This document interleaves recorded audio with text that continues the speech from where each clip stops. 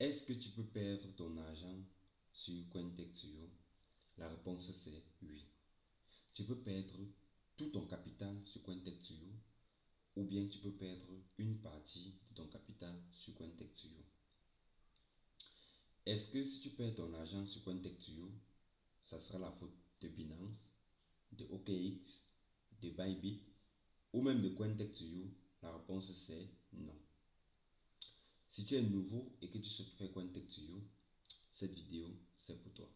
Il faut comprendre que Cointex est un robot semi-automatique. Ça veut dire que c'est nous-mêmes qui lui disons ce que nous voulons qu'il fasse pour nous.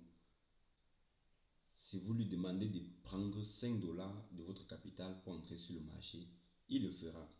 Donc, il faut comprendre que pour pouvoir gagner de l'argent sur Cointex sur le long terme, il faut comprendre le facteur risque du trading futur. On parle de facteur risque sur le trading futur. Il y a deux choses importantes que tu dois savoir. La première des choses, c'est quel est le pourcentage de ton capital que tu mets sur le marché. Il faut savoir que lorsque tu trades entre 1 à 4% de ton capital, on dit que tu trades à faible risque. Lorsque tu trades entre 5 à 7% de ton capital, on dit que tu trades à risque moyen. Lorsque tu trades entre 8%, 8 et plus, on dit que tu trades à haut risque. Ça veut dire qu'avant de commencer Cointech, la première des choses, c'est de savoir quel est mon niveau de risque dont je suis en train de trader. Si vous êtes passionné, si vous aimez le risque, si vous avez le goût du risque, vous tradez à haut risque. Quand vous tradez à haut risque, vous avez des très gros revenus, mais vous êtes aussi exposé à des grosses pertes. Lorsque vous tradez à un faible risque, vous avez des petits gains, mais vous êtes moins exposé à des pertes lorsqu'il y a un crash sur le marché. Ça peut être un gros mouvement haussier ou bien un gros mouvement baissier. Donc c'est vous-même qui allez trouver l'équilibre qui vous convient, le niveau du risque selon le goût du risque que vous avez. Vous-même, vous allez pouvoir le trouver. Ce que je peux vous recommander, c'est de ne pas déborder les 5% de votre capital. Même si vous avez 50 000 dollars dans votre compte, restez à un risque de 5% au maximum. Pour ceux qui ne veulent pas aller au-delà, ceux qui veulent vraiment un peu sécuriser leur capital, ceux qui ne veulent pas courir trop de risques, vous pouvez rester à 4%. La deuxième chose qu'il faut savoir, c'est l'effet de levier. L'effet de levier joue un rôle très important dans le trading futur. Lorsque j'ai commencé Cointech, parce que j'ai commencé Cointech depuis juin, donc j'ai une petite expérience derrière Cointech2. Et au début, lorsqu'on a commencé Cointech2, ils utilisaient le levier 20. Ça, c'est le premier paramétrage que nous on a eu de Cointech2. Après, le paramétrage récent que nous on a reçu de Cointech2, il n'y avait pas d'effet de levier. Donc, chacun pouvait décider de mettre 20, chacun pouvait décider de mettre 10. C'est avec le temps que j'ai compris que l'effet de levier joue un rôle important dans les paramétrages de Cointech. Ça veut dire que celui qui prend un risque, par exemple, de 5% et prend un effet de levier de 20, parfois n'est pas différent de celui qui trade même à 8% avec un effet de levier petit. Donc, il faut tenir aussi compte de cela. Pour ceux qui ne connaissent pas ce que c'est que l'effet de levier dans le trading futur, c'est un peu comme un prêt que votre échange vous fait pour pouvoir augmenter votre niveau, votre entrée sur le marché. Je vais prendre un exemple.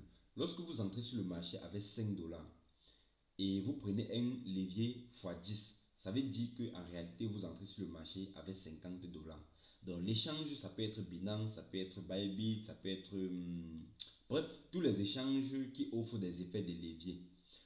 En réalité, l'échange vous prête, c'est une forme de prêt. L'échange vous prête une somme d'argent pour compléter sur le peu que vous avez et vous entrez sur le marché avec. Si vous gagnez, ça veut dire que vos gains sont multipliés par 10. Ça, c'est pour celui qui a pris un effet de levier de 10. Si vous avez pris un effet de levier de 20, ça veut dire que vos gains sont multipliés par 20. Et ça part aussi en sens contraire. Si vous perdez, vos pertes sont aussi multipliées par 20. Il faut bien comprendre. Et après avoir étudié la stratégie de CoinTech2, lorsque le marché est en train de grimper, le robot achète, il prend des positions en long et simultanément, il prend aussi quelques positions en short. Plus le marché doit grimper, il doit prendre des positions en long, il achète et vend, il achète et vend. Simultanément, il prend aussi des positions en short. Ce qui fait que lorsque vous tradez avec un levier assez important, les positions qu'il prend en short, si le marché ne chute pas et continue à grimper de manière exponentielle, qu'est-ce qu'il doit faire? Il doit continuer à acheter en long et puis continuer encore à donner des positions en short qui, à la longue, peut faire que vous atteigniez votre stop loss. Parce que dans les réglages, lorsque vous paramétrez, vous mettez le stop loss, ça veut dire que une portion que vous êtes prêt à perdre au cas où il y a un crash. Ça veut dire que plus vous avez un effet de levier grand, plus vous vous exposez à un gros floating loss. Vous pouvez trader à haut risque avec un effet de levier important pendant 1 mois, 2 mois, 3 mois, 4 mois ou même 5 mois. Mais s'il y a un gros mouvement, vous allez subir et vous pouvez perdre tout votre capital. Pour finir, le conseil que je peux vous donner pour réussir sur CoinTech2You, c'est de trader à faible risque, c'est-à-dire trader 4% de son capital et d'utiliser un levier maximum de 10. Si tu respectes ça, tu auras moins de problèmes. Tu vas peut-être gagner, pas beaucoup comme avant, mais tu dois au moins être en sécurité en cas de gros mouvements sur le marché et de pouvoir gagner sur le long terme. Et autre chose, si vous voulez commencer CoinTech, faites l'effort d'avoir minimum 500 dollars de capital. C'est le minimum recommandé par CoinTech. Si vous avez 500 dollars, vous allez utiliser exclusivement OKX ou Bybit.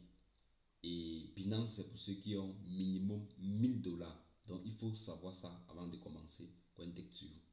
Parce que sur OKX et Bybit, vous avez la possibilité d'entrer sur le marché même avec 2 dollars. Pourtant, sur Binance, il vous faut minimum 7 dollars pour pouvoir entrer sur le marché. Et après ça, lorsque vous commencez CoinTech, faites le maximum de comprendre le système, de comprendre comment ça fonctionne. Ça sera à votre avantage. C'est la fin de la vidéo et si tu n'es pas encore abonné, abonne-toi et active la cloche de notification pour ne rien rater sur les prochaines vidéos.